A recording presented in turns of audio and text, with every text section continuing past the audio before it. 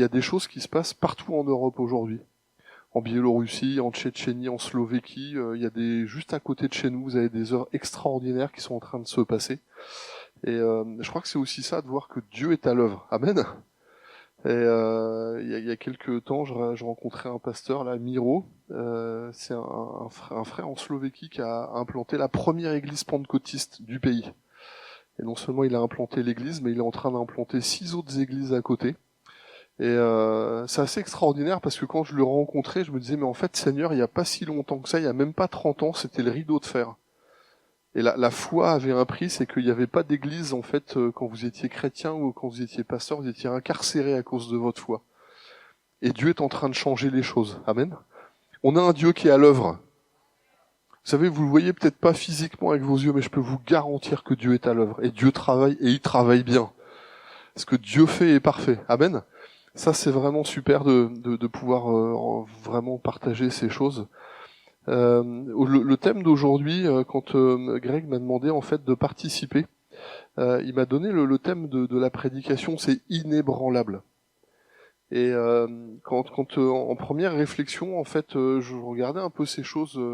Dans la Bible, il y a plein de choses qu'on pourrait partager. Si on parle du disciple, le disciple, il y a 2 apports. Il y a la prière et la parole. La parole, c'est ce qui va nourrir son âme. La prière, c'est ce qui va vraiment donner un impact dans sa vie personnelle. Et quand je réfléchissais un peu à tous ces thèmes, j'ai été conduit sur un verset que je voudrais lire avec vous ce matin. Ça se trouve dans l'évangile, dans le livre de Job, au chapitre 1er. Job, chapitre 1er, c'est une parole de Dieu sur son serviteur. Alors vous l'avez 2 fois, vous l'avez dans Job 1:8, et vous l'avez aussi presque la même parole qui est citée dans Job 2, verset 3. Je vous lis la Bible, je vous lis la parole de Dieu. L'Éternel répondit à Satan, alors je parle pas du contexte qui est là, mais as-tu remarqué mon serviteur Job? Il n'y a personne comme lui sur la terre. C'est un homme intègre et droit, craignant Dieu et se détournant du mal. Je relis le verset, Job 1:8. As-tu remarqué mon serviteur Job? Il n'y a personne comme lui sur la terre. C'est un homme intègre et droit, craignant Dieu et se détournant du mal. Cette parole qui est ici, elle n'est pas issue d'un homme, c'est pas l'appréciation d'un homme, c'est l'appréciation de Dieu sur un homme, Job, son serviteur. Et lorsque Dieu parle de Job, il parle pas de Job de n'importe quelle manière, en désignant cet homme, il dit cet homme, c'est mon serviteur. Et comment il se distingue? C'est un homme qui est intègre et droit. Amen. Si je vous parle sagesse, l'homme de la sagesse, vous me dites Salomon, vous savez tout de suite, il y a des choses comme ça, on fait le pendant, on réfléchit à certains thèmes, et c'est comme si Dieu avait désigné des gens, ils incarnent tellement certaines valeurs qu'on peut parler d'eux comme celui qui est vraiment la sagesse, c'est Salomon. Même aujourd'hui, on parle encore de la sagesse de Salomon dans l'Église, mais même en dehors de la Bible. C'est tellement marqué que cet homme, 3500 sentences, plusieurs livres qu'on a encore dans la Bible, une sagesse extraordinaire à tel point que même la reine de Séba qui venait d'Éthiopie a voulu vérifier si ce qu'on lui disait était vrai. Il dit c'est pas possible qu'il y ait un homme qui ait autant de sagesse, autant de richesse. Comment c'est possible? Elle va quitter l'Éthiopie, venir rencontrer Salomon, et elle est même capable de dire mais ce qu'on m'a raconté c'est même pas vrai, quand je t'ai rencontré on m'a même pas raconté la moitié de ce que j'ai pu moi constater. Si je vous parle l'homme selon le cœur de Dieu, vous me dites, et vous comprenez que systématiquement il y a des choses qui sont marquées comme ça. On peut dire que dans sa vie, qu'est-ce qui fait que c'est l'homme selon le cœur de Dieu? Sa vie est ponctuée de difficultés, pourtant Dieu parle de cet homme selon le cœur de Dieu. Parce que dans toute sa vie, vous trouvez aucune critique par rapport à Dieu. David ne s'en prend jamais à Dieu. Quelles que soient les circonstances de sa vie, il est capable de dire quelle est sa responsabilité et vraiment de parler de Dieu d'une manière qui est digne. Et je crois que nous, aujourd'hui encore, quand vous avez une telle appréciation qui est là, si je parle quand Greg m'a branché sur ce terme d'inébranlable, c'est vraiment ce verset qui m'est apparu, qui s'est imposé à moi. Qu'est-ce qui fait la différence dans la vie de cet homme? Il est intègre et droit. L'intégrité, qu'est-ce que c'est? C'est l'état d'une chose qui est entière. L'intégrité, c'est l'état d'une chose en fait qui est saine, qui est sans altération, qui ne se corrompt pas, qui ne change pas, qui garde la totalité de ses qualités. Qu'est-ce que l'intégrité d'une personne? Elle se définit un peu comme les valeurs morales qui servent de référence et de guide pour ses choix et pour ses actions.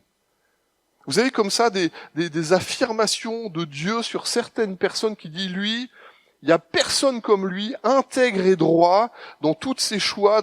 On sent complètement l'intégralité, l'intégrité, l'honnêteté, la droiture, le courage. Il y a tout un tas de mots qui vont venir derrière, qui peuvent s'ajouter. Et on se dit, Seigneur, quand même, là, tu as une appréciation de cet homme. Une personne intègre est un individu sur qui on peut compter, dont les choix de valeurs sont fiables et stables. Alors, je vais embêter Valérie. Alors, je fais une petite parenthèse. Valérie, je sais pas comment tu t'y prends, mais tu te débrouilles vraiment bien. Je te demande pardon. J'ai fait un PowerPoint et je suis pas ce que j'ai indiqué, donc à chaque fois je la regarde, je l'embête. Normalement, tout à la fin, tu dois avoir une espèce de petite blague avec une mamie et puis un garçon qui va à la bibliothèque. Je cherche le livre La politique honnête. 2e allée avec la science-fiction.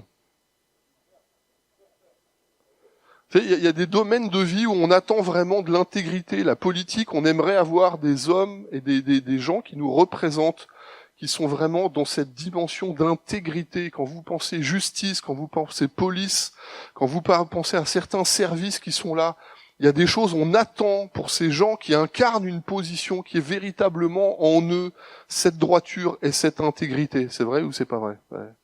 C'est ce qui fait toute la différence ailleurs, hein.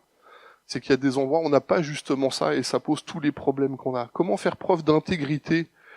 Être intègre, c'est être fidèle à ce que l'on est réellement, sans jamais aller à l'encontre de ses principes. Avoir de l'intégrité, c'est faire preuve d'honnêteté, d'éthique, être sincère et authentique dans ses valeurs et dans ses principes. Et je crois bien aimé que dans la parole de Dieu, dans la foi, s'il y a vraiment un caractère, s'il y a un critère moral qui nous permet de traverser la vie, de rester debout, qui nous donne une ligne de conduite, qui nous permet vraiment de traverser ces choses et de vivre notre foi d'une manière puissante et profonde, c'est vraiment l'intégrité. Et je crois bien aimé que cette valeur qui est ici, elle n'est pas à prendre à la légère. Je crois véritablement qu'on a besoin de vivre cette intégrité. On a besoin de comprendre qu'est-ce que Dieu nous dit par rapport à l'intégrité. L'intégrité, ça, c'est vraiment une manière d'être, c'est une manière de vivre. C'est des choses qui nous conduisent. Est-ce que tu peux nous montrer, tu remontes Valérie, tu peux nous montrer les définitions, s'il te plaît. Donc ça, c'est un peu les nuages de mots que j'ai trouvés quand on pensait à intégrité. Je me suis rendu compte que l'intégrité, ça va toucher à tout un tas de choses, à la morale, à la pureté, à la justice, à la régularité, au fait d'être incorruptible, à être honorable, à avoir de la loyauté, de l'honnêteté. Vous savez, le même mot intégrité, si vous le déclinez dans différents domaines de notre vie, vous vous rendez compte qu'il va parler à d'autres moments. Le mot intégrité, si vous l'associez au couple, c'est le mot fidélité. S'il y a vraiment un mot qui doit être au milieu du couple pour que ça tienne bon, pour que les familles tiennent bon, c'est vraiment ce mot de fidélité. Si on parle de relations, dans les relations, il y a un autre mot qui est un peu différent, mais qui reprend exactement cette pensée de l'intégrité, c'est le mot loyauté. Quand on est avec des amis, quand vous êtes dans une relation qui est saine, ce qu'on attend de l'autre, dans son retour qu'il nous donne, c'est de la loyauté. Et vous vous rendez compte que c'est exactement ça dont il est question dans ce mot d'intégrité et droiture de cœur. Tu peux redescendre un peu, Valérie? Tout au long de notre vie, vous aurez des choix à faire qui vous mèneront sur le chemin de la paix intérieure ou celui de la destruction. Dans la foi, vous savez, il y a des choses, j'ai mis devant toi 2 chemins, la bénédiction et la malédiction, la vie et la mort, mais toi et Dieu nous donne toujours un conseil, choisis la vie. Si tu dois diriger ta vie, il y a des choses, il y a des valeurs que tu dois choisir, tu dois poursuivre le but, tu dois t'attacher à certaines valeurs si tu veux vraiment vivre en Christ et en Dieu. Écoutez cette petite voix intérieure qui vous murmure que les seules bonnes décisions sont celles qui se trouvent hors du mensonge, que vous pouvez faire vous-même ou aux autres. Je m'inquiète, mais vraiment autour de moi, d'entendre quelquefois la manière dont on peut traiter certaines choses. Et puis c'est vrai, mais il y a quand même des ombres. On n'a pas toujours été super honnête avec les autres. Quand Dieu dit Job, il est intègre et droit, vous pouvez savoir que sa parole, que tout ce qui est en lui, il y a une telle rigueur, il y a une telle détermination qu'on va pas trouver. Non seulement il ment pas aux autres, mais il se ment pas à soi-même. Hein. J'aurais pu vous parler d'humilité aussi. L'humilité, c'est pas le fait à un moment donné de souffrir pour rien ou d'être blessé ou d'être écrasé par d'autres. Non, l'humilité, c'est avoir une juste appréciation de sa personne. Je me monte pas, je me crois pas supérieur, j'affiche pas plus de choses que je suis. Mais si j'accepte pas, ça c'est l'orgueil, mais d'un autre côté, je vais pas me dévaloriser au point de dire que je suis pas ce que je suis. L'humilité, c'est me regarder exactement avec la valeur que Dieu regarde en moi. Je suis ce que je suis. Amen. Et je crois, bien aimé, qu'il faut apprendre aussi à vivre ces choses. Ça aussi, ça fait partie de l'intégrité et de la droiture dans lequel nous vivons. Dans l'Église, je crois qu'il y a vraiment des choses qui ne doivent pas se trouver. Je sais qu'à l'extérieur, il y a des fois, on vous vend du rêve. Hein. Vous savez que tout ce qui brille, c'est pas de l'or. Hein. Mais même dans les relations, quelquefois, au niveau même du travail, au niveau professionnel, des fois on vous annonce des choses, puis quand vous y êtes vraiment, vous dites non, il y a un décalage entre ce qu'on m'a dit puis ce que je vis vraiment. Hein. Et là, ça fait mal, des fois on n'est pas toujours très heureux parce que c'est pas ce qu'on attendait. Et je crois que véritablement Dieu, il nous attend pour dire non, dans ma maison, la mentalité de mes serviteurs et de mes servantes, c'est pas ce que je trouve là. Ma mentalité que j'attends, c'est de l'intégrité et de la droiture. Amen. Vas-y Valérie. Vivez l'intégrité, la vérité, l'authenticité. Vas-y. L'intégrité nous permet d'être crédibles aux yeux des autres. Vous savez, je m'interroge, mais des fois je suis inquiet de me dire quand même, Seigneur, est-ce que vraiment je suis ce que je suis devant toi? L'apôtre Paul dit, je sais en qui j'ai cru, je sais où je suis, vraiment je sais où j'en suis. Je suis toujours un peu embêté avec ces phrases qui sont là. Parce que quelque part, à un moment donné, je me dis, mais est-ce que moi, dans ce que je vis et de ce que je suis pas un contre-témoignage? Je travaillais dur à Angers pour emmener une dame à l'église, et vraiment, j'étais arrivé au point, la Bible avait été partagée, les témoignages avaient été donnés, puis je la crois, ah, salut Pat, comment tu vas? Et j'allais lui parler de l'église pour une invitation. Et l'histoire s'est passée comme ça, en fait, au moment où je lui parle, il y a un monsieur qui passe dans son dos. Et je vois la dame, en fait, qui fait un pas de recul, je le salue, comment tu vas, ça va la famille, tout est bon. Et puis le gars passe et me regarde, dit, tu le connais, lui? Ah, je dis, ouais. Elle me dit, il se prend pas pour rien, celui-là. Elle dit, parce que c'est mon boss, et c'est un tueur. Et le monsieur en question, c'est un gars de l'église, c'est un frère de l'église, hein. Et là, d'un seul coup, la dame, elle me raconte un petit peu ce qu'elle vit au niveau boulot, quoi.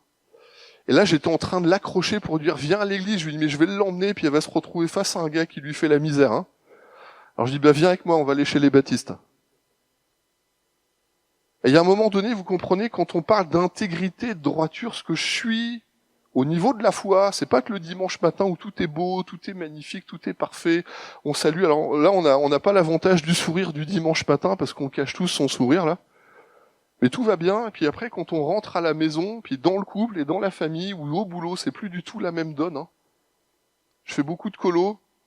Je ferai toute ma vie de ce garçon qui était là et qui me demande à un moment du dit alors comment ça va? Et il me dit, Pat, ce que tu me racontes toi dans la foi, oui, mais je veux jamais devenir comme mes parents. Et là, on sentait, si vous voulez, je dis, mais qu'est-ce que tu me racontes? Raconte-moi un peu tes histoires, qu'est-ce que tu vis? Et le jeune qui était là, il faisait bien la différence entre papa ou le dimanche matin à l'église et puis ce qu'il vivait à la maison, avec les phrases qui étaient là, avec les attitudes, avec la colère, avec l'humiliation à certains moments. Il dit, moi je suis prêt à croire en Christ, mais s'il n'y a pas cette intégrité, qu'est-ce que je vais produire? C'est pas cohérent. Il n'y a pas d'impact dans mon témoignage, il n'y a pas d'impact dans le reste. Pourquoi? C'est parce que s'il n'y a pas cette intégrité, cette droiture dans mon cœur, comment est-ce que je vais vivre les choses dans la foi? Je continue avec ces petites phrases d'intégrité. C'est les racines de l'arbre, elles sont peut-être invisibles, mais elles sont cruciales au développement de l'arbre, à sa force, à sa stabilité, à sa croissance. L'intégrité, c'est ce qui vous donne d'être un sol, qui vous demande d'être solide. Quand vous êtes dessus, vous savez que tout ce qui sort de vous, c'est droit. Il y a comme quelque chose qui est carré, il y a quelque chose qui est cohérent, qui est solide. Si l'intégrité est absente, elle est remplacée par la malhonnêteté, le manque de scrupules, qui conduit à la manipulation et à la tromperie. Si moi, dans ma vie personnelle, je suis pas vrai avec moi-même, si je suis pas vrai avec les autres, vous savez, on veut être droit avec Dieu, on veut toute la bénédiction, on veut vivre des choses qui sont profondes. Mais même dans mes attitudes, dans ce que je suis, il suffit de gratter un petit peu, d'écouter pour se rendre compte de dire, mais s'il n'y a pas l'intégrité et la droiture, alors je suis pas cohérent et Dieu se laisse pas avoir. Vous connaissez cette phrase qui dit, vous savez, l'homme regarde à l'extérieur, il regarde à l'image, puis Dieu dit, mais moi je regarde au cœur, hein. Amen. Combien vous pesez devant Dieu? Alors moi je sais combien je pèse physiquement tout court. Et voilà, je sais à peu près où j'en suis. Mais c'est pas de ça dont on parle. Qu'est-ce que tu pèses devant Dieu? Et ce que Dieu va regarder, vous savez, c'est pas de savoir. C'est pas vraiment de savoir si effectivement on raconte des choses. Quand Dieu est là, il dit, moi je connais mon serviteur Job, je l'ai connu. Il y a un homme comme ça, Dieu donne l'appréciation de cet homme, compter, peser léger. Hein. C'était un roi pourtant, puis qui n'est pas n'importe lequel, hein, qui était du côté de Babylone, là, des Mèdes et des Perses. Mais dans sa vie, il y avait une attitude, il y avait des attitudes, il y avait des choses qui allaient pas, et au bout d'un moment, il joue avec Dieu, puis Dieu, avec son doigt, il écrit sur le mur, il dit, Méné, Tékel, ouais, je t'ai compté, je t'ai pesé. Puis quand je t'ai pesé, j'ai trouvé que c'était vraiment léger, c'était pas très lourd, hein. Qu'est-ce que vous pesez devant Dieu dans votre vie? Comment ça se passe? Comment vous voulez, si vous voulez du poids devant Dieu? Il y a des valeurs qui sont là où Dieu regarde et dit, moi je sais, mon serviteur Job, il y a personne comme lui. Et regardez un peu que l'intégrité de Job va le conduire dans deux dimensions. La première, c'est de craindre Dieu, puis la deuxième, c'est se détourner du mal. L'intégrité, c'est comme une boussole dans nos cœurs, dans nos vies, qui fait qu'à un moment donné, je suis capable de prendre des choix de vie, parce que l'intégrité, c'est attaché à moi, parce que dans mon cœur, il y a ces valeurs qui sont là. Quand je suis devant des choix qui sont cruciaux, je fais les choix de Dieu, je suis orienté par une mentalité qui vient du cœur du Père, et je sais où je vais. Des fois, ça tient, des fois, c'est pas si simple. Je vais juste revenir à ça après avec des témoignages, mais je dis que l'intégrité, c'est un prix, mais c'est une détermination. Il y a un moment donné, c'est une position qu'on défend. Vas-y, s'il te plaît, Valérie. L'intégrité, c'est faire ce qui est juste, même quand personne regarde. Alors là, hein. Ah, quand il y a du monde, on a des témoins, souvent on se recentre, on fait attention, parce que qu'est-ce qu'il va penser, qu'est-ce qu'il va dire? L'intégrité, c'est une valeur où Dieu dit, même s'il y a personne qui te regarde, Dieu, il est là, il est capable de regarder dans ton cœur, qu'est-ce que tu es en train de faire? L'intégrité est bien plus importante que la seule honnêteté. C'est la véritable preuve d'honnêteté se montre à se montrer honnête, même à l'insu des autres. Tu sais, quand vous avez pris des engagements dans votre cœur, vous avez pris des engagements avec des gens, puis Dieu, il dit, ne tarde pas dans l'accomplissement de tes vœux. Mais quelqu'un qui est intègre, il va poursuivre le but, il a pris un engagement, il va rester. Je vais parler de la fidélité du couple, vous avez pris un engagement. Celui qui est fidèle, il garde cet engagement, quelles que soient les tentations, quelles que soient les choses qui sont là. Il poursuit le but, il se laisse pas détourner ni à droite ni à gauche. Il est en train de poursuivre les choses qui sont là, il est animé par quelque chose à l'intérieur de son cœur. Il y a une voix qui lui dit, ce sera pas le mensonge, je vais poursuivre la voie à droite et Dieu sait exactement quand on fait les choses. Amen. Je continue l'intégrité. Pardon, tu m'as coupé juste, Valérie. T'étais juste trop vite. L'intégrité, c'est ne pas se mentir à soi-même, et l'honnêteté, c'est ne pas mentir aux autres. Et je crois, bien aimé, qu'on a vraiment besoin de cette mentalité. Vas-y, Valérie. La grandeur d'un homme ne se mesure pas à la richesse qu'il acquiert, mais à son intégrité et à sa capacité à affecter positivement la vie des autres. Si on était capable de comprendre aujourd'hui quelle est la valeur quand Dieu dit « il n'y a personne comme mon serviteur Job », tout à l'heure, je l'ai pas fait, mais regardez un peu la vie de Job. Ça commence par une appréciation de Dieu. Job, qu'est-ce qu'il a dans son cœur? C'est un homme qui est intègre, qui est droit. Il y a une discipline de vie. Quand ses enfants sont là, il ne sait pas si tout a été parfait, mais il sanctifie. Il va consacrer des choses, il va se mobiliser. Puis cet homme, il va être touché dans tous les domaines de sa vie. Au niveau physique, au niveau familial, au niveau de sa posture, de sa richesse, de toute sa vie va être touchée, sa vie sociale. Pourtant, dans toute la vie de Job, il va jamais varier. Il a pris une position devant Dieu. Même sa femme lui dira, regarde un peu dans quel état tu te trouves, t'es malade, il y a les ulcères, t'es complètement brisé, mais maudit Dieu et meurs. Réponse de Job, j'imputerai rien d'injuste à l'Éternel. L'Éternel a donné, l'Éternel a repris. Que le nom de l'Éternel soit béni. Amen. Tu sais, si vous n'avez pas l'intégrité dans votre cœur, le jour où vous vivez des choses comme ça, vous êtes balayé, mais l'intégrité, c'est un socle, c'est une stabilité, c'est une force de vos vies qui vous conduit, qui vous permet de tenir bon, même quand les tempêtes arrivent dans vos vies. Peu importe que tu te crois être éduqué, riche ou populaire, c'est la façon dont tu traites les autres qui est tout au final, c'est l'intégrité qui compte. Et je crois, bien aimé, que là, il y a vraiment des choses qu'il faut qu'on apprenne. L'intégrité, c'est pas des choses qu'on va traiter à la légère. Je crois véritablement que Dieu qui nous voit, qui nous regarde, est capable de dire à un moment donné, oui, t'es bien aligné, hein, ce que tu penses, tu le dis, et vraiment on sent qu'il y a une cohérence. Et si moi dans ma vie, il n'y a pas cette cohérence, il n'y a pas cette stabilité, s'il n'y a pas cette dimension qu'elle, alors quelque part, il y a une dimension qui manque dans ma vie. Vas-y, Valérie. À moins que ce soit fini. Ouais, c'est bon. Je voudrais juste parler quand je préparais en tout cas ce message, je pensais en fait à la Genèse. Genèse, Dieu dit, faisons l'homme à notre image. Elohim, c'est les dieux. Quand Dieu dit, on va faire l'homme à notre image, il y a un nom, en fait, c'est le mot Elohim qui est cité dans la parole de Dieu. C'est le nom du Dieu créateur qui fait sortir les choses de rien. Et Dieu se présente comme le Dieu unique, le Dieu seul, qui est pourtant multiple parce qu'il est sous une forme plurielle. Et quand on réfléchit bien aux choses, vous regardez que Dieu est vraiment ce Dieu qui est un, mais qui dans toutes ses parties est toujours aligné de manière unique. Le Père pense, le salut vient de Dieu. C'est aussi, c'est Dieu qui nous sauve, c'est Christ qui nous sauve à la croix, mais c'est le Père qui a imaginé le salut. Le salut vient de Dieu, c'est la pensée de Dieu qui a conçu les choses. Le Fils va parler la parole, il va proclamer cette parole. Il est la parole faite chair, incarnée, le Dieu de toute éternité qui visite la création des hommes et qui va rencontrer l'homme. Et le Saint-Esprit qui agit. Et les trois sont parfaitement alignés l'un à l'autre. Le Père, le Fils et le Saint-Esprit, trois personnes qui pourtant sont indissociables, parce que ce que est le Père, le Fils l'est, et le Saint-Esprit l'est aussi. Amen.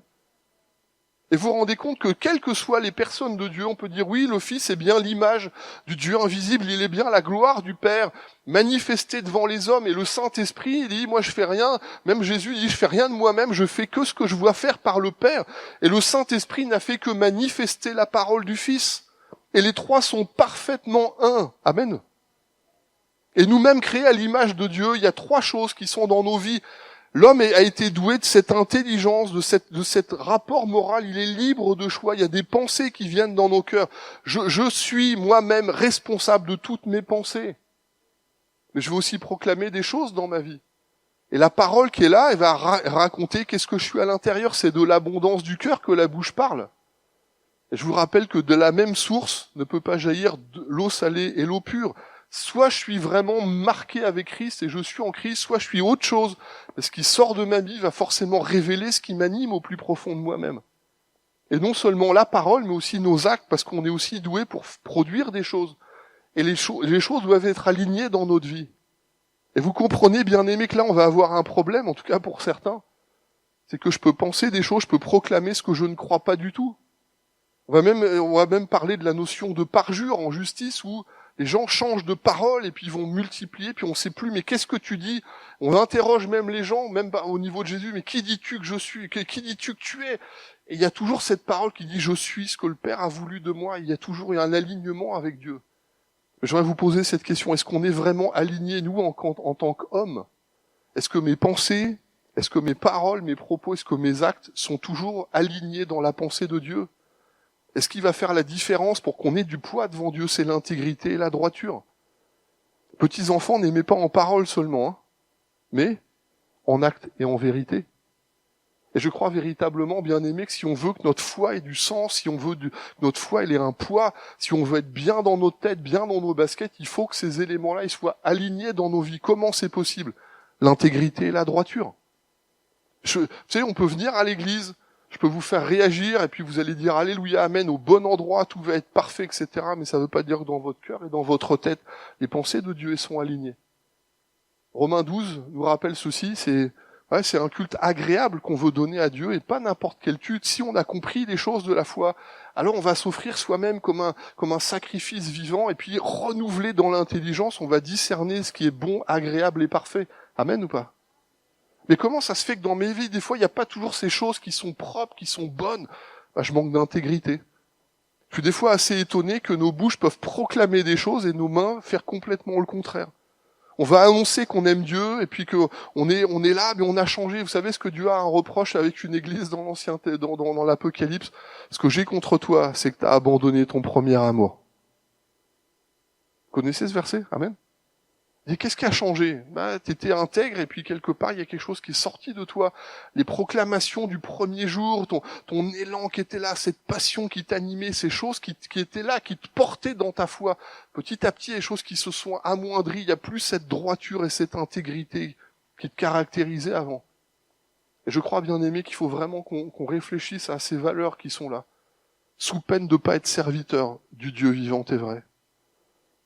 Mon serviteur Job, il n'y a personne comme lui. Qu'est-ce qui va le distinguer? Il est intègre et il est droit.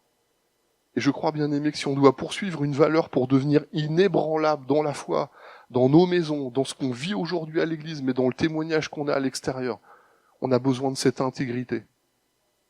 Moi, je vous dis franchement, je suis un peu inquiet de voir comment dans la maison de Dieu, on peut traiter les choses de Dieu, et puis on a l'impression que c'est pas si grave que ça. Malachie, même là, le Seigneur interpelle son peuple et dit, mais vous êtes un peuple, vous êtes en train de me voler.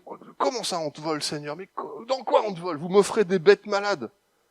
Fait que dans l'Ancien Testament, dans les prescriptions, quand on venait à la maison de Dieu, on pouvait pas venir à la maison de Dieu les mains vides. Il fallait forcément venir avec une offrande, il fallait venir avec quelque chose qu'on offrait à Dieu. Et on offrait ce qu'il y avait de meilleur. Un agneau, sans défaut, sans tache, d'un an. Il y avait des règles, il y avait des choses qui avaient été marquées, tout le monde connaissait ça. Puis à un moment donné, à Malachie, c'est comme si on continue à offrir. De toute façon, comme de toute façon, tout à l'heure, on va le sacrifier puis qu'on va le brûler, on va pas donner le meilleur. Il y a une bête qui est là, qui est un peu malade. Elle est borgne, c'est pas grave, on va le donner à Dieu, ça suffira bien. Allez, je vous fais une petite blague, je l'ai pas faite tout à l'heure, mais je vous la raconte. J'ai visité une église. Vous savez que dans l'église, on ressuscite les morts ou pas? Ouais, on ressuscite les morts. Donc je visitais une église, qui est pas une des villes les plus joyeuses de France, c'est une ville de l'Est là-bas, là, qui a vécu un domaine de guerre assez compliqué. Et une église qu'il fallait soutenir de la mission intérieure, donc on nous appelle, il faut visiter, on va voir là-bas. Et quand je rentre dans l'église, j'ai l'impression, pardon s'il y a quelqu'un qui a Emmaüs, mais vous allez comprendre, c'est la succursale d'Emmaüs. Il n'y avait pas 2 chaises pareilles dans l'église. Il y avait pour la table de Sainte-Seine une table en fer forgé avec des carreaux orange. Là, il y avait une deuxième vie pour une table basse. Il y avait des décos qui dataient de Noël, mais pas le Noël dernier, à mon avis, le Noël d'avant. Vu la poussière, ça datait d'un certain sens. Il n'y avait pas 2 couleurs pareilles. Il y avait un comptoir de librairie, c'était un mausolée. Je regarde le frère. Je dis, c'est pas vrai, t'as des collecteurs de chez Viens et Voix. Même chez eux, ils ont plus les modèles que tu vends encore.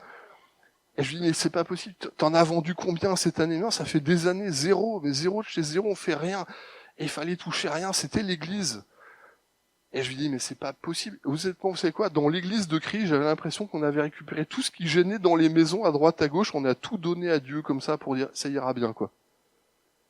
Alors j'ai chopé le frère qui était là, et je lui dis, écoute, viens avec moi, je voudrais juste te faire un petit parcours pour que tu comprennes un petit peu où est-ce qu'on est.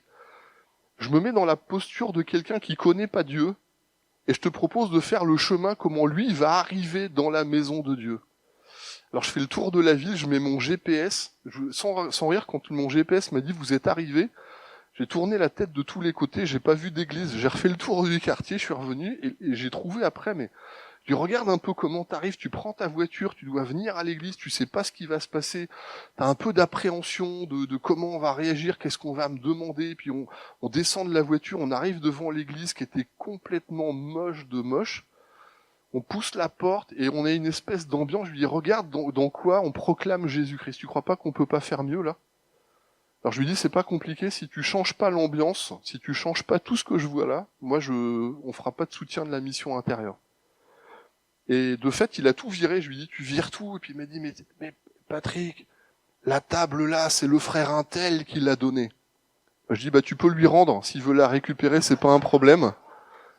Et je lui dis, tout ça, tu vires ça je veux plus rien voir de ça. Je veux pas de bric-à-brac. Je veux vraiment qu'on donne à la maison de Dieu. Alors il a changé tout. Il a repeint l'église à l'extérieur. Il a repeint l'intérieur. Il a remis un petit truc. Il a refait la déco. Rien d'extraordinaire, hein.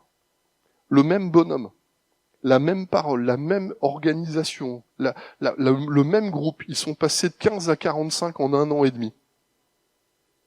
Vous savez, quand vous êtes intègre et droit, et que dans vos positions personnelles, vous emmenez à Dieu ce que vous devez donner à Dieu, ça change tout. Amen ou pas? Vous aurez une semaine de jeûne et prière. Je trouve ça génial. Je vais faire la même que tout à l'heure, hein, excuse-moi, mais... Le jeûne et prière, c'est absolument génial. Je connais ça. On avait fait une semaine de jeûne et prière dans une église dans laquelle je suis passé. Je sentais qu'il fallait vraiment y aller pour gagner des points, pour vraiment réussir à débloquer des situations. Et une semaine de jeûne et prière, donc j'étais vraiment scrupuleux. Donc je m'étais vraiment, c'était vraiment jeûne et prière. Et la fin de la semaine était un peu dure, donc j'avais pris dur physiquement parce que se priver pendant une semaine vraiment de dire Seigneur, je coupe tout vraiment, couper le portable, couper tout le reste qui était à côté, vraiment en jeûne et la prière. Et on se met devant Dieu, Seigneur, bénis l'Église, Seigneur, bénis l'Église. Donc je sors de la semaine en ayant quand même un fardeau de fatigue. Et la semaine d'après, ça a été vraiment mais le feu, la bérésina partout dans l'église. On a vu des problèmes, des trucs qui ont claqué, des situations de vie. Tu sais, quand vous cherchez Dieu, moi je dis Seigneur, bénis l'église. Tu sais, je m'attends à un truc vraiment tranquille. Hein. Et la semaine d'après, j'ai eu une de mes pires semaines dans cette église dans laquelle j'étais. J'ai découvert des situations de vie, des péchés, des choses comme ça. Je dis, mais Seigneur, mais qu'est-ce qui s'est passé? Et Dieu il dit, écoute, tu veux la bénédiction? Je dis, ouais Seigneur. Pour vivre la bénédiction, faut régler les problèmes. Amen ou pas? Et souvent quand on parle comme ça, on parle souvent des autres. Hein. Ceux qui disent, pardon, je vais rigoler, mais ceux qui disent le plus fort Amen, ils pensent toujours aux autres d'habitude. Hein. Mais souvent, Dieu commence d'abord par chez nous. Hein. Et l'intégrité et la droiture, c'est-à-dire qu'avant d'aller enlever la paille dans l'œil de mon voisin, je vais déjà commencer par travailler chez moi, à me mettre au clair avec Dieu. Amen ou pas? Une autre petite remarque que je pense est importante aussi dans un témoignage, c'est quand on veut la bénédiction de Dieu, on la veut pleine et entière. Amen ou pas? Alléluia, Seigneur, bénis-moi, Seigneur, une pleine bénédiction. Je me rends compte le nombre de fois où nous, quand on doit donner des choses à Dieu, on a du mal à vraiment donner. Hein. Je donne ce témoignage, on était dans une église, une jeune femme qui a vraiment un bon travail à la mairie, bon salaire, avec logement de fonction, etc. Et puis dans sa vie, se travaille avec les jeunes à l'église, il y a des choses qui sont mal, mais il y a toujours quelque chose qui a du mal, qui prend pas. Alors je discute avec elle, et puis au bout d'un moment, on se rend compte que le sujet sensible de sa vie, c'est les finances. Donc comment tu fais, comment tu gères ton budget, où est-ce que t'en es, comment tu donnes ta dîme? Alors elle m'explique, elle me dit, quand mon salaire arrive, la première chose que je fais, c'est de payer mon loyer. Ok. Puis après, je paye les assurances, je paye les obligations, tous les comptes, tous les crédits. Puis ma voiture. Puis après, je paye comme la nourriture, parce qu'il faut quand même qu'il y en ait. Puis après, je paye les fringues. Et puis après, il y a les à côté. Ok. Puis après, quand est-ce que tu donnes ta dîme? Avec ce qui reste, je donne ma dîme. Bon, vous avez compris ou pas, non? Je recommence. Mais quand on veut la bénédiction de Dieu, on commence par dire, Seigneur, donne-moi la part complète. Mais quand il s'agit de la part de Dieu, quand il faut que nous, on donne la part à Dieu, puis qu'on se présente devant Dieu, là, souvent, on va négocier pour dire, Seigneur, on va peut-être s'arranger un petit peu. Hein. Ça, par exemple, on n'est ni dans l'intégrité, ni dans la droiture. Je crois que quand Dieu nous demande quelque chose, si on ne fait pas ce que Dieu nous demande, ça marche pas. On veut une vie spirituelle de qualité, on veut une vie de prière de qualité, on veut une vie de témoignage de qualité, mais dans notre vie personnelle, tout ce qui se gère, les finances, ça se gère. Les relations, ça se gère. Le temps, ça se gère. Tout ce qui se gère est spirituel. Et si je le gère pas avec l'intégrité et avec la droiture, ma vie spirituelle sera toujours étriquée. Pourquoi est-ce que des fois dans ma vie personnelle, la louange sort pas? Pourquoi est-ce que dans ma vie personnelle, le témoignage perce pas? Pourquoi est-ce que dans ma vie personnelle, il n'y a pas cet impact autour de moi? Pourquoi il n'y a pas que des choses qui viennent? Pourquoi c'est tout le temps les autres qui vivent? Puis pourquoi moi je passe toujours à côté? Et des fois, Dieu, il frappe à la porte de nos cœurs et dit, si t'es fidèle dans les petites choses, je t'en donnerai des grandes. Et nous, on veut les grandes choses, puis on dit la fidélité dans les petites choses, c'est pas si important que ça. Ça s'appelle l'intégrité et puis la droiture. Et si dans mon cœur et si dans ma vie personnelle, il n'y a pas l'intégrité et la droiture, je peux pas à un moment donné tenir bon dans les moments de combat. Je peux pas avoir cet élan pour vraiment être devant le Seigneur et puis porter ces choses si l'intégrité et la droiture ne sont pas présents dans ma vie. Et je crois, bien aimé, que si vous voulez, si on veut être, et je dis vous, si nous voulons être inébranlables, il faut que ce que je pense soit aligné avec Dieu. Il faut que ce que je proclame, ça soit les paroles de Dieu. Il faut que ce qui sorte de ma vie, c'est les bonnes œuvres préparées d'avance que Dieu veut que je pratique dans ma vie aujourd'hui. Amen ou pas? Je sais qu'aujourd'hui, c'est un gros défi dans l'église de Jésus-Christ. D'arriver à un moment donné où il y a toutes les pressions, puis on a l'impression, on pense que Dieu a changé avec le temps. Je crois que Dieu est toujours le même et il attend de nous qu'il y ait vraiment cette relation avec lui, que Dieu attend vraiment qu'on ait cette consécration devant lui. Vous savez qu'un jour ou l'autre, ce que vous portez dans la foi, les valeurs que vous portez là, ça vous obligera à parler. Amen ou pas? Et ce jour-là, il y a des moments où vous savez partager ce que votre foi, partager ce que vous croyez, ça peut vous coûter cher. Mais si moi je proclame pas la parole que Dieu met dans mon cœur, qui va le faire? Comment croiront-ils s'il y a personne qui leur prêche? Et s'il y a personne qui témoigne, comment croiront-ils en celui qu'il a envoyé pour le salut des hommes et des femmes? Et si on veut que les hommes qui sont autour de nous, si on veut que notre entourage voit la force de notre foi, et le bonheur d'appartenir à Dieu et de voir comment les choses se passent, si moi je suis pas intègre et droit, alors il y a un moment donné, les gens le sentiront directement. Vous savez, quand vous manquez, quand quelqu'un il est creux, quand quelqu'un vous parlez un peu avec lui, puis qu'il manque de consistance, puis que vous vous rendez compte qu'il bricole dans sa vie, puis que tout n'est pas droit, vous avez des gens, je pense que vous avez tous vécu ça, quand quelqu'un vous parle, lui, t'inquiète pas, je m'en occupe, vous pouvez être sûr que vous pensez, je suis sûr qu'il va pas le faire. Vous avez déjà vécu ça, non? Ouais. Il y a des gens qui disent, t'inquiète pas, je dis ça, si vous êtes parents, vous avez tous eu des ados qui vous ont dit, je vais le faire, vous dites, non, je vais le rattraper tout à l'heure. Bon, bref. Mais c'est terrible quand c'est des hommes et des femmes, des pères et des mères, quand c'est des hommes et des femmes de la vie, où nous-mêmes, dans notre propre témoignage, on n'est pas intègre et droit, bien-aimés. J'aurais vraiment qu'on prie ensemble, si vous voulez bien. Amen. J'aurais prié pour ça. Je crois que si on veut être inébranlable, s'il y a un critère, s'il y a un domaine de vie dans lequel Dieu nous demande d'être inébranlable, c'est l'intégrité qui convient à la maison de Dieu. Si je ne suis pas aligné sur Christ, si les pensées qui sont en moi ne sont pas les pensées de Dieu, si moi, dans ma vie, vous savez, c'est une mentalité, c'est une manière d'être, c'est dans notre caractère, c'est dans mon caractère, je choisis vraiment, Seigneur. Tu trouveras en moi un homme intègre, tu trouveras en moi un homme droit, Seigneur. Je veux vraiment terminer avec ça. Être spirituel, c'est pas quelqu'un qui ne tombe jamais. Un homme et une femme spirituelle, c'est des hommes et des femmes qui choisissent le moyen spirituel de vivre leur vie. Pardon si je vous dis ça comme ça, mais 7 fois le juste tombe. Donc de toute façon, dans votre vie, même quelqu'un qui est juste chutera au moins 7 fois dans sa vie. Peut-être que vous me direz que j'exagère, mais en tout cas, dans la parole de Dieu, je me rends compte que la vie des hommes, elle reste aussi la vie des hommes, et nous sommes poussière, et heureusement que Dieu le sait. Mais être spirituel, c'est pas ne jamais tomber, mais c'est quand on est tombé, prendre le moyen spirituel de se relever. Rester par terre, c'est pas être spirituel. Demander pardon, revenir à Dieu dans la repentance, ça c'est être spirituel. Quels que soient les problèmes qui ont taché votre vie, quelles que soient les difficultés que vous avez vécues, revenir à Dieu en disant, Seigneur, tu es toujours mon Père. Je sais, Seigneur, que tu es celui qui veille sur ma vie. Et Seigneur, aujourd'hui, je te demande pardon, je veux rectifier ce que je peux faire. Seigneur, je reviens à toi avec un cœur repentant. Ça, c'est être spirituel. Amen. Peut-être qu'il y a des pères ici, dans cette salle, qui avec le temps peut-être ont eu des mots par rapport à leurs épouses ou par rapport aux enfants. Des mots qui des fois dépassent notre pensée, puis on dit des choses. Puis les enfants ont besoin de voir les pères revenir et peut-être lui dire, tu sais, l'autre jour j'ai été trop dur avec toi, je te demande pardon. Je me suis trompé dans mon attitude, j'ai manqué de tact avec toi, j'ai pas été assez doux avec toi, je te demande pardon. Et je crois que si on veut véritablement, bien aimer, être cet homme et cette femme de Dieu, ce serviteur et ses servantes, l'intégrité touchera tous les domaines de votre vie. Votre gestion personnelle, vos relations avec ceux qui sont autour de vous, la manière dont vous allez conduire votre vie, la manière dont vous allez faire vos choix.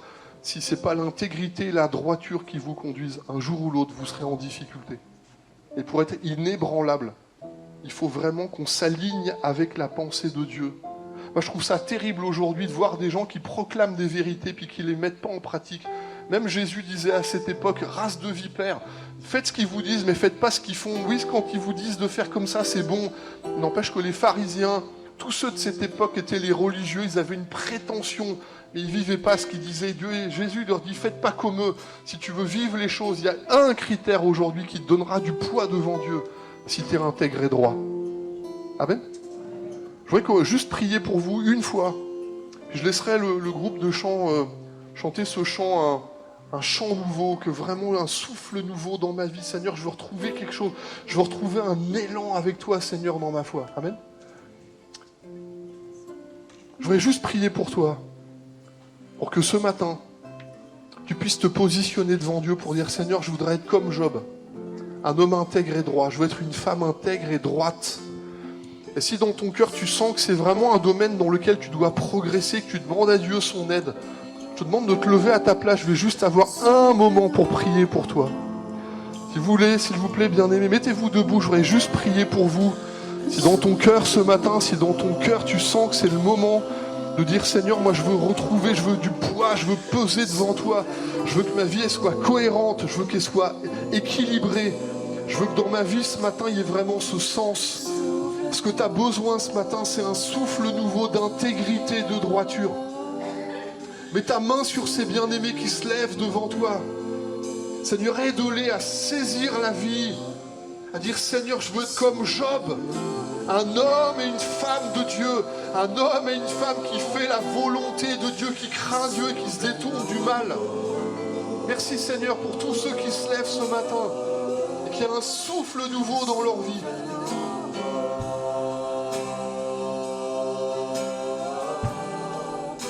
Un souffle nouveau.